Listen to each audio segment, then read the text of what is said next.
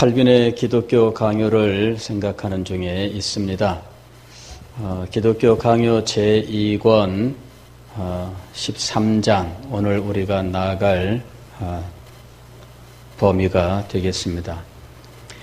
지난주에는 우리가 제12장에서 중보자이신 그리스도께서 하나님이시면서 사람이셔야만 하는 이유에 대해서 함께 생각을 했었습니다. 먼저는 하나님과 사람 사이에 유일하신 중보자, 이 중보자가 진정으로 필요하게 된 이유가 무엇이냐 하는 거죠. 중보자라고 하는 이 존재는 중개인과 보증인이라고 하는 두 가지 의미를 함께 담아놓은 것인데, 이 중보자가 있어야 하는 이 필연성, 이것은 논리적으로나 법칙적으로는 존재하지 않습니다. 이것은 하나님께서 순전히 우리를 위해서 언약을 세우심으로 중보자가 존재하게 된 겁니다. 그리고 이 중보자가 하나님이시며 사람이셔야 하는 이유는 하나님 때문이죠. 첫째는 하나님 때문입니다. 왜냐하면 하나님은 크고 높으신 분이어서 사람 가운데는 아무도 하나님에게 미칠 수 없기 때문에 하나님 앞에서 이 중개하는 자가 되기 위해서 그는 하나님이실 수밖에 없다 하는 것입니다. 그리고 인간은 한없이 낮고 천합니다. 무엇보다도 그는 죄로 말미암아 멸망의 존재가 되었고 죄 때문에 하나님에게 이를 수 없는 처지에 있게 된 겁니다.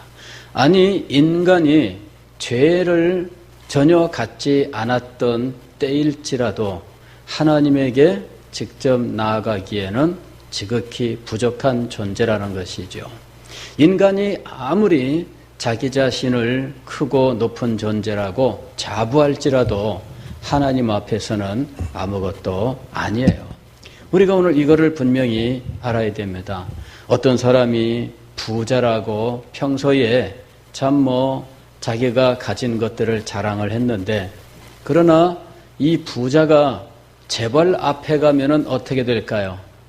아무것도 아닙니다. 평소에 이 사람이 자기가 부자라고 얼마나 거들먹거리고 그랬는지, 그런데 재벌 옆에 가면은 이건 아무것도 아니에요. 제가 서울의 어느 교회에 있을 때 그 교회에 이제 재벌급에 해당하는 집이 있었습니다. 그런데 참 이 재벌급에 해당하는 사람이 있으니까요, 다른 사람들은 힘을 못 써요. 이 재벌급에 해당하는 분 동생 되는 집사님이 계셨는데, 이분이 참 지금도 생각하면은 참 불쌍하긴 하죠. 예배 시간에 그분이 꼭 뭐를 들여다보고 있어요. 그 기도 시간에 대표기도 하는데 그분은 눈 뜨고 꼭 뭔가를 이렇게 보고 있는 거예요. 그래서 제가 예배 시간에 저분은 왜 기도하지 않고 꼭 저 종이 쪽지를 들여다보고 있을까 궁금해가지고 어느 날 뒤에 살짝 가서 그걸 좀 이렇게 봤어요. 그랬더니 계좌번호하고 이렇게 숫자들이 쭉 적혀 있어요. 그래, 저보다 먼저 그 교회에 계셨던 부목사님한테 제가 이제 물어봤습니다. 그분이 예배 시간에 꼭 뭔가를 들여다보고 있는데 그게 뭡니까? 그랬더니 그게 당신이 갖고 있는 예금 통장이라는 거예요. 한 서너 개 이렇게 예금 통장을 가지고 있는데 그 예금 통장의 금액을 그분이 늘 그렇게 들여다본다는 거죠. 그래, 알고 보니까 그 예금 통장에 있는 그 현금이 이제 10억이 넘어요. 예. 그래, 그분은 재벌은 아니야. 재벌 동생이야. 그런데 그분이 이 통장에 예금 10억 이상을 늘 그냥 가지고 있는 거죠. 그러니까 상시 가지고 있는 거예요. 그 정도면은 부자입니다, 여러분. 부동산으로 가지고 있는 것이 아니라 현금으로 그렇게 가지고 있으면은 부자입니다. 벌써 지금으로부터 한 20년 전 얘기니까 상당히 큰 금액이죠. 예. 그런데 참 아무리 부자라도 재벌에게는 미치지 못해요. 재벌은 돈의 개념이 없어요. 너무 많아서 돈에 대해서는 무감각한 사람이에요. 이게 얼마냐, 이런 개념 자체가 없어요. 인간이 아무리 똑똑해도 하나님의 지혜에 비할 바 있으며, 또 인간이 아무리 능력이 있다 한들 하나님의 능력에 비할 수 있을까? 그러니 인간이 하나님에게 나서서 하나님 이러면 그게 얼마나 우습겠어요?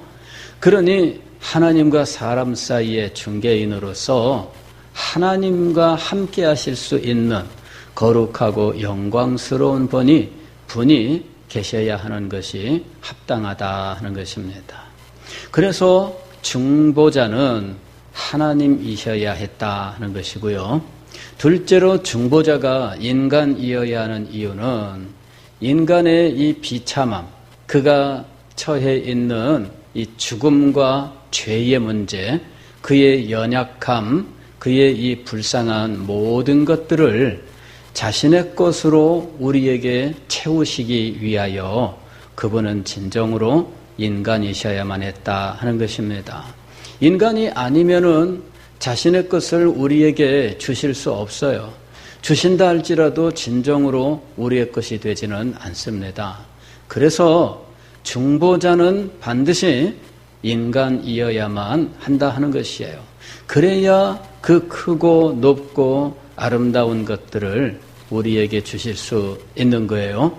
왜 이런 거 있잖아요. 규격이 다르면은 받을 수 없는 거죠. 그러므로 우리가 생명을 받고 사랑을 받고 그리고 어떤 의의를 받기 위해서는 우리와 똑같은 분으로부터 받아야 한다 하는 것입니다. 그래서 그리스도는 참 하나님이시면서 사람이셔야만 했다 하는 것이죠. 자, 중보자로서 그리스도께서 이 땅에 오셔서 행하신 일은 무엇인가? 가장 먼저 행하신 일은 죽음을 정복하시고 죄를 멸하시며 사탄과 그 모든 세력들을 패배시킨 일입니다. 이것이 인간의 비극의 원인이에요. 인간의 비극, 이것은 가장 먼저는 죽음입니다. 우리가 죽음이라고 하는 것을 가지고 이 세상에 태어나잖아요. 죽을 존재로 이 세상에 태어납니다. 그리고 우리는 이 죽음의 공포 속에서 죄에 매여 살아가고 있다 하는 것입니다. 그러므로 그리스도는 바로 이 죽음을 정복하고 죄를 멸망시켜셔야만 했다 하는 것이죠. 그리고 이런 죽음과 죄를 일으킨 근본적인 존재, 사탄과 그 추종하는 귀신들의 세력들을 멸하셔야 했다 하는 것입니다. 그리스도께서 오셔서 행하신 일은 바로 이 일입니다. 자, 그렇다면 오늘 이제 새로운 의문이 생기는 것입니다. 그렇다면 이 그리스도가 신성과 인성, 즉 하나님이시면서 사람이시라면 진정으로 하나님이시며 진정으로 사람이신가 하는 거죠. 왜냐하면 이 문제에 대하여 의문을 가진 사람들이 있었어요. 그리스도는 진정으로 하나님이신가? 아니다, 이렇게 주장한 사람들이 있었거든요. 왜냐하면 하나님은 오직 한 분이신데 어떻게 하나님을 두고 또 다른 하나님이 존재할 수 있단 말이냐? 그러므로 그리스도는 하나님일 수 없다, 이렇게 주장한 사람들이 있었습니다. 그래서 칼빈은 이미 제1권 13장에서 삼위일체에 대하여 말씀하는 중에 성자 예수께서 참 하나님이신 것을 논증했었고, 이제 기독교 강요 제2권 13장에서는 그리스도가 참 사람인 것에 대해서 논증을 하고 있다 하는 것입니다. 오늘 우리가 읽은 히브리서 4장 14절 이하의 말씀은 바로 이 그리스도께서 사람이셨다 이렇게 말씀합니다. 그러므로 우리에게 큰 대제사장이 계시니 승천하시니 곧 하나님의 아들 예수시라. 우리가 믿는 도리를 굳게 잡을지어다. 우리에게 있는 대제사장은 우리의 연약함을 동정하지 못하실 이가 아니요 모든 일에 우리와 똑같이 시험을 받으신 이로되 죄는 없으시니라. 우리에게 대제사장 예수께서 계시는데 이분은 우리의 연약함을 동정하시는 분. 과거에 우리가 쓰던 개역성경에는 체휼하지 못하지 않으시고 체휼이란 말이 등장했는데 이것이 이제 불쌍히 여긴다 하는 의미입니다. 그래서 개역개정에서는 동정한다 이렇게 번역을 했어요. 우리의 연약함을 불쌍히 여기시는 분으로서 우리와 똑같이 모든 시험을 받으셨습니다. 즉, 이 세상에 살면서 인간적으로 다가오는 모든 시험들, 우리들이 그 안목의 정욕, 생의 자랑, 육신의 정욕, 이런 죄의 이 종류들, 이런 근원적인 이런 죄들을 예수 그리스도께서 다 시험으로 받으셨어요. 그러나 죄가 없는 분입니다. 이 모든 시험들을 다 이기신 분이셔요. 자, 히브리서 2장 14절 이하에서는 이분이 육신을 입고 오셨다 이렇게 말씀하십니다. 자녀들은 혈과 육에 속하였음에 그도 또한 같은 모양으로 혈과 육을 함께 지니심은, 혈과 육을 함께 지니셨다 이렇게 말씀합니다. 죽음을 통하여 죽음의 세력을 잡은 자 곧 마귀를 멸하시며 또 죽기를 두려워함으로 한평생 죄에 매여 종노릇하는 모든 자들을 놓아주려 하심이니. 즉 죽음을 두려워함으로 죄에 매여 한평생 죄의 종노릇을 하고 있는 이 인간들, 그 인간들과 동일한 인간이 되셨다는 겁니다. 그러므로 그가 범사의 형제들과 같이 되심이 마땅하도다. 이렇게 성경은 분명하게 예수 그리스도는 사람이시다 이렇게 증명을 하고 있습니다. 그러나 어떤 사람들은 자기가 가지고 있는 철학 때문에 혹은 사상 때문에 이런 성경의 명백한 가르침을 부인하는 사람들이 있었던 거예요. 교회 역사 속에 이런 사람들이 있었어요. 먼저는 이 말시온이라고 하는 사람이 있습니다. 말시온이라고 하는 사람은 2세기의 영지주의자인데 이 사람은 자기의 영지주의라고 하는 철학을 가지고 예수 그리스도의 이 인성을 부인하였다라고 하는 거예요. 하나님이 어떻게 육신을 입을 수 있느냐? 하나님은 육신을 입을 수 없다 이렇게 주장을 한 거죠. 왜냐하면 하나님은 모든 존재의 근원이 되시는데 너무나 아름답고 순결한 분이거든요. 그런데 그 순결한 분이 어떻게 이렇게 추한 인간의 모습을 가질 수 있느냐?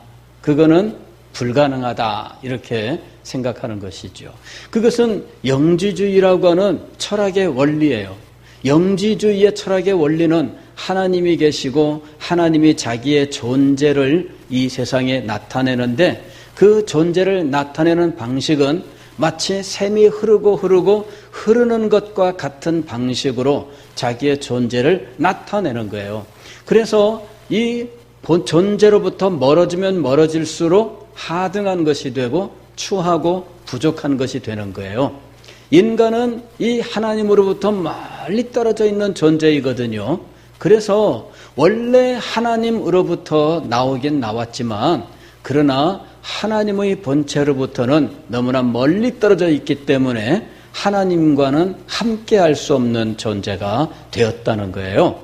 그러니 이 인간에게 하나님이 찾아와서 인간과 같이 되신다는 것은 믿을 수 없는 거죠. 이 사람은 이 철학을 가지고 성경의 가르침을 믿을 수 없었어요. 그래서 예수님을 하나님으로 믿기 위해서는 예수님의 인간성을 부인해야만 했던 거예요. 그러면은 예수님을 눈으로 본 건 무엇이냐? 그것은 예수님을 마치 유령과 같은 모습으로 본 것이다. 이것을 신학적으로는 가현설이라고 불러요. 가현설, 즉 여기에 가라고 하는 말은 가짜 할 때의 가라는 말이에요. 가짜다 하는 거예요. 이때의 가예요. 그 다음에 현이라고 하는 것은 나타나는 거죠. 즉 예수님이 이 세상에 사람들의 눈에 보이고 말씀도 하셨지만 그 모습은 뭐예요? 진짜 모습이 아니고 그냥 가짜였다라고 하는 거죠. 그러니 진짜는 아닌데 사람들의 눈에는 보이는 이와 같은 것이었다는 거예요. 그래서 예수님이 인간이 아니었다 이렇게 말하는 거죠. 그러나 오늘 우리가 히브리서 2장 14절 이하에 보게 되면은 예수님은 혈과 육을 가지셨다. 즉 육체가 되셨다라고 분명히 말씀하고 있는 거예요. 그리고 형제들과 같이 되셨다 이렇게 분명히 이야기합니다. 인간이 되신 거예요. 그래서 이 자기의 어떤 철학, 자기의 사상을 가지고 하나님의 말씀을 부인하는 이와 같은 것을 우리는 이단이라고 불러요. 자기 생각에 사로잡히고 자기의 사상에 사로잡혀서 하나님의 말씀이 명백하게 선언하고 있는데도 이것을 부인한다든지 아니면 다른 말로 변명한다든지 이렇게 되면은 이게 바로 이단인 거지요. 지금 현재 전국적으로 우리 장로교 교단들이 지금 총회를 진행하고 있습니다. 그런데 이번에 신기하게도 각 이 총회들이 이단을 이제 규정하는 일들이 지금 공통적으로 진행되고 있어요. 그래서 이단으로 우리 교단도 여러 사람을 이단성이 있다 이렇게 보고를 했는데 지금 현재 다른 장로교 교단들도 이단성이 있다 이렇게 보고를 하고 있어요. 그중에 공통적으로 등장하는 사람도 있고 새롭게 등장한 사람들도 있어요. 그런데 이 사람들의 공통점이 무엇이냐 하면은 성경을 그저 성경 그대로 믿는 것이 아니라 자기들의 생각을 가지고 자기의 사상을 가지고 성경을 왜곡하고 있다라고 하는 거예요. 이 중에 여러 교단에서 동시에 이단성이 있다 이렇게 지목된 사람이 있는데 이 사람은 여자 목사입니다. 여자 목사로서 동성애를 찬성하는 사람이에요. 그러면서 성경의 성경 말씀들을 실상은 성경이 동성애에 대하여 나쁘다고 말하고 있지 않다. 이제 이런 식으로 주장하는 거죠. 그러면서 성경 해석을 그렇게 하고 있는 거예요. 예. 이 사람이 낸 것이 퀴어 성경 이런 성경을 냈대네요. 그래서 야, 퀴어 성경이라니 그거 참 별거 다 있네. 별스러운 거 다 있네 생각이 들었어요. 퀴어라는 말이 괴상하다 이제 이런 말인데 왜 얼마 전에 며칠 전에 인천에서 이 퀴어 축제라는 것이 있었습니다. 그런데 기독교인들이 가서 이걸 결사적으로 반대를 하고 충돌이 있어가지고 이제 입건된 사람들도 여러 명이 생기게 되었고 결국은 이제 이 퀴어 축제는 진행하지 못하게 되었다라는 소식입니다. 근데 이 퀴어 축제라고 하는 것이 뭐냐면은 성소수자 축제라는 말인데 거기에는 각종 음란하고 이상한 그런 복장과 어떤 그런 모양으로 나타나서 이제 거기 청소년들도 구경하러 오는데 정말 아이들에게 보여주지 못할 그런 모습들을 보여주고 있어요. 그런데 그런 한가운데 가서 그것을 찬성하고 잘했다 하고 하는 사람들이 있다는 거죠. 그런 거를 인정해 줘야 된다. 그리고 성경은 그런 것들을 정죄하고 있지 않다. 이제 이런 것들을 증명하는 이런 내용으로 되어 있는 퀴어 성경이라고 하는 것을 또 말하고 있다는 거죠. 그래서 이단성이 있다. 이렇게 각 교단들이 이렇게 보고를 해서 받아들였는데 그거 참 왜 자기의 생각을 성경에다가 밀어 넣는지 몰라요. 성경에다가 자기의 생각을 밀어놓고 자기가 가지고 있는 이런 생각들을 성경을 통해서 증명하려고 하는 이런 헛된 시도들을 끊임없이 하고 있다는 거예요. 사람들은요, 자기의 생각을 버리는 것이 얼마나 힘들고 어려운지 몰라요. 저는 우리 교회 안에서 이런 예들을 많이 봅니다. 어떤 분이 음악을 전공했어요. 그랬는데 어느 날 은혜를 받고 소명을 받고 신학교에 와서 목사가 됐습니다. 그런데 이분이 자기가 음악을 한 이것을 버릴 수 있을까요? 없을까요? 버리지 못해요. 결국은 음악을 가지고 평생 사역을 합니다. 음악 목사 이런 말을 가지고 이분은 음악을 못 버려요. 사실은 자기가 전공했던 것을 버려야 진정으로 사역자가 될 수 있는 거예요. 그런데 그걸 못 버려요. 왜냐하면은 교회의 영역에 음악이라고 하는 요소가 일정 부분 존재하고 있거든요. 그렇다 보니까 그 부분에 전문가가 되고 전문가로 행세를 하게 되는 거예요. 목사는 목사일 뿐이에요.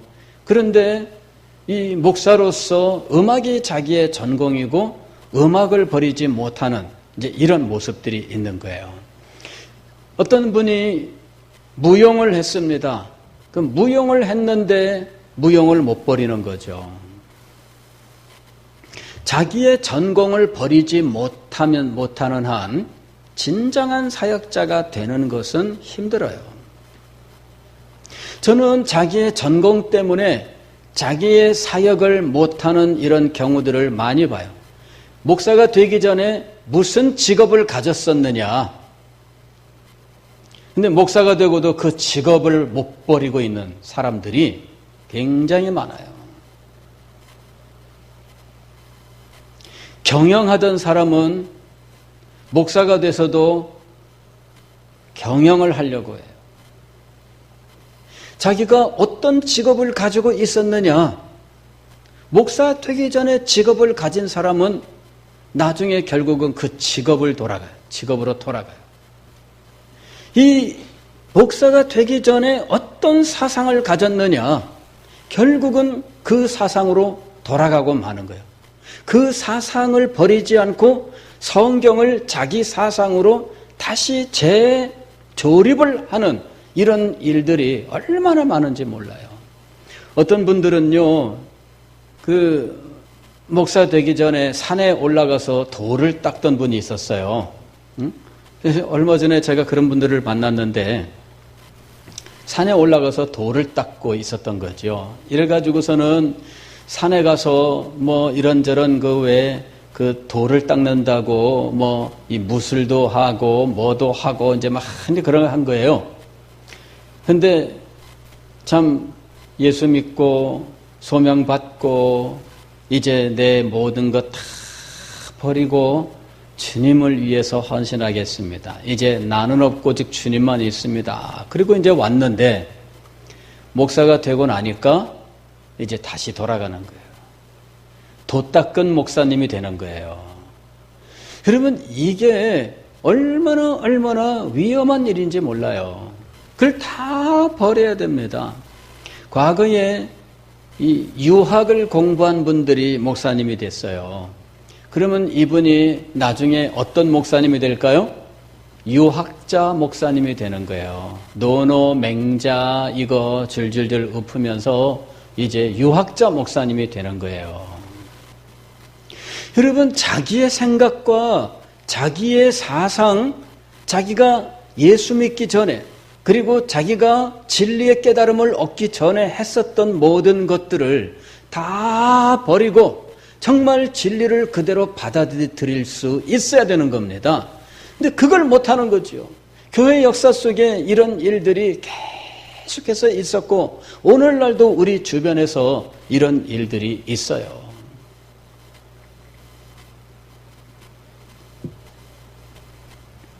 점치러 다니던 사람들은 지금도 예언한다고 하는 사람들 집을 찾아다니느라고 바빠요. 하나님께 맡기고 기도하면서 한 걸음 한 걸음 인도받는 삶을 못 견뎌해요.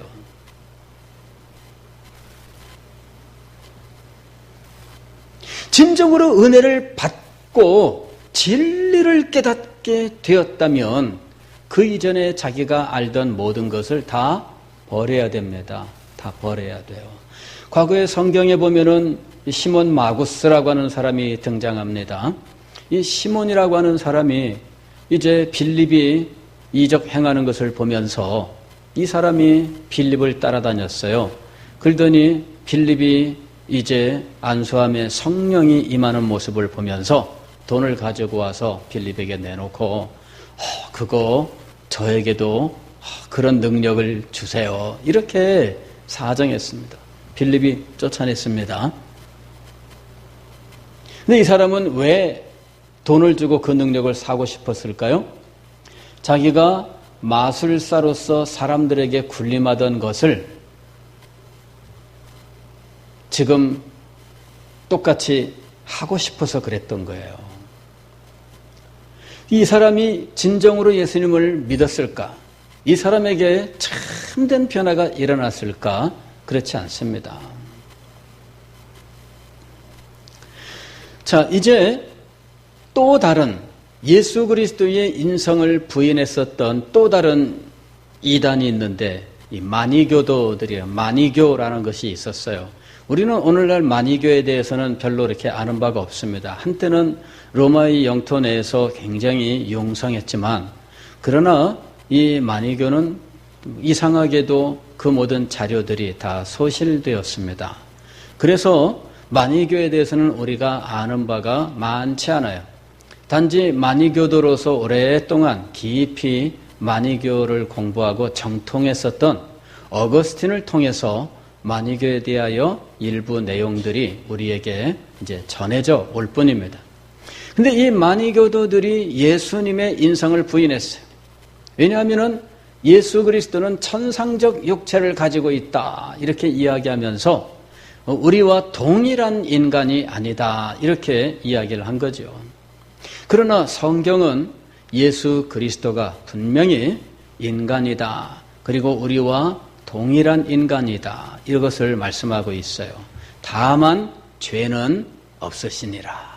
이렇게 말씀하는 거죠. 자, 예수 그리스도는 아브라함과 다윗의 자손이라고 그래요. 마태복음 1장 1절을 보게 되면 예수 그리스도는 아브라함과 다윗의 자손이라고 이야기하고 있습니다. 그러면서 예수 그리스도의 족보를 기록하고 있는데 아브라함으로부터 다윗에게까지 또 다윗으로부터 요셉에게까지 이르는 족보를 소개하고 있어요.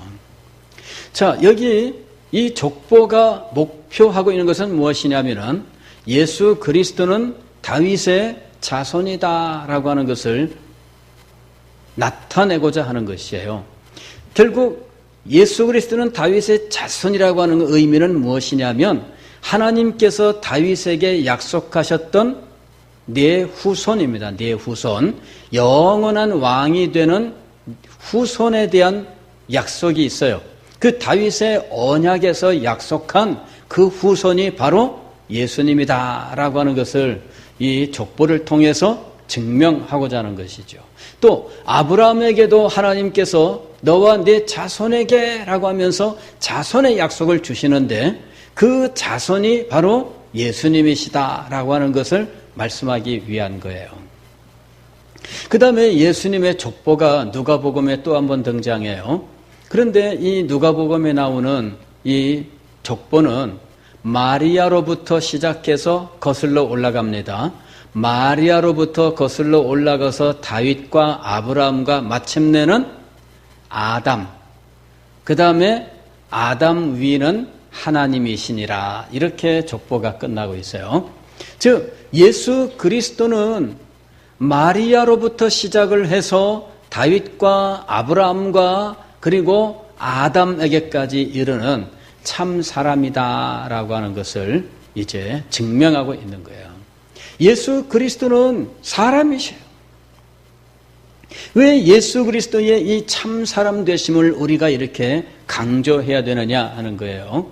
예수 그리스도께서 참 사람이셔야만 우리의 죄를 대속하실 수 있습니다. 예수님이 참 사람이 아니시면 예수님이 우리의 죄를 대신하셨다고 해도 100% 우리의 죄를 대신하신 것이 아니에요. 그래서 예수님이 사람이셔야 되는 거예요. 참 사람이셔야 되는 거예요. 그리고 예수님이 참 사람이심을 우리가 이렇게 힘껏 증명해야 되는 이유는 성경이 이것을 우리에게 가르치고 있기 때문입니다. 성경이 참 사람 되심을 가르치고 있는데 이것을 우리가 다른 생각으로 부인한다면 성경은 왜 존재하는 거예요? 성경이 말씀하는 것을 믿지 않으려고 하면 우리가 왜 성경을 가지고 다녀야 돼요?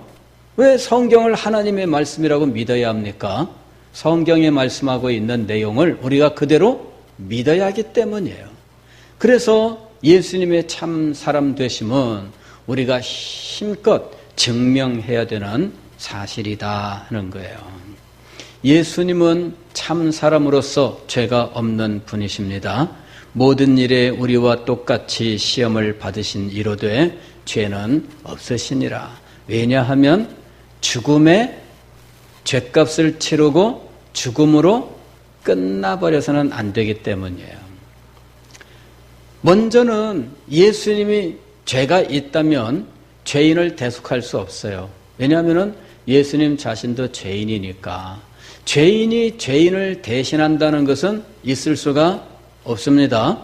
예. 자, 이게 보증인을 세울 때 나와 같이 신용불량자를 보증인으로 세울 수 있을까요?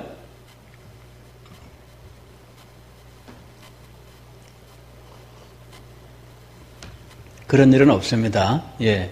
예전에 제가 은행에 가서 볼일을 보려고 이렇게 상담을 좀 했더니 그 사람이 신용을 쭉 해보니 가진 게 아무것도 없으니까 뭐가 나오는 게 없잖아요. 그러니까 이 사람이 하는 말이 이 보증인을 세우면 할 수 있습니다 이러더라고요. 그러는데 보증인의 자격이 있어요. 보증인의 자격. 예, 보증인은요, 나와 똑같이 아무것도 안 가진 사람은 보증인이 될 수가 없더라고. 재산세 얼마 이상 내는 사람 이렇게 되더라고.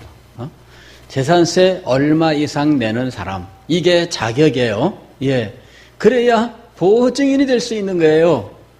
그래서 제가 포기했습니다. 아이고, 내가 누구를 보증인으로 세울까? 그죠? 누구를 보증인으로 세울까? 우리 성도들 가운데 재산세 그만큼 내는 사람들이야 얼마든지 있겠지만 성도들에게 보증서 주세요. 이거는 말할 수 없는 겁니다. 예. 그냥 포기하고, 예. 아이고, 내가 죽고 말지.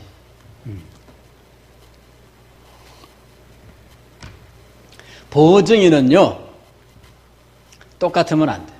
죄인을 대신하는 보증인이 죄인이다. 그러면은 이거는 성립될 수가 없어요.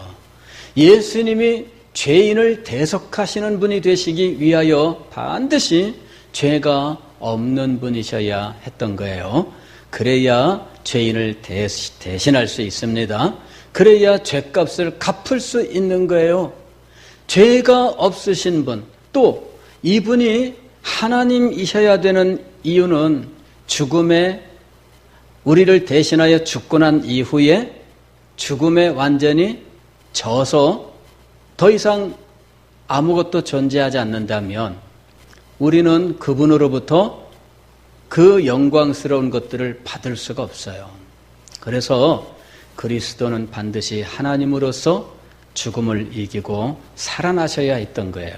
그리고 그리스도께서 다시 살아나셨기 때문에 그분으로부터 우리는 모든 좋은 것들을 다 받게 된 겁니다.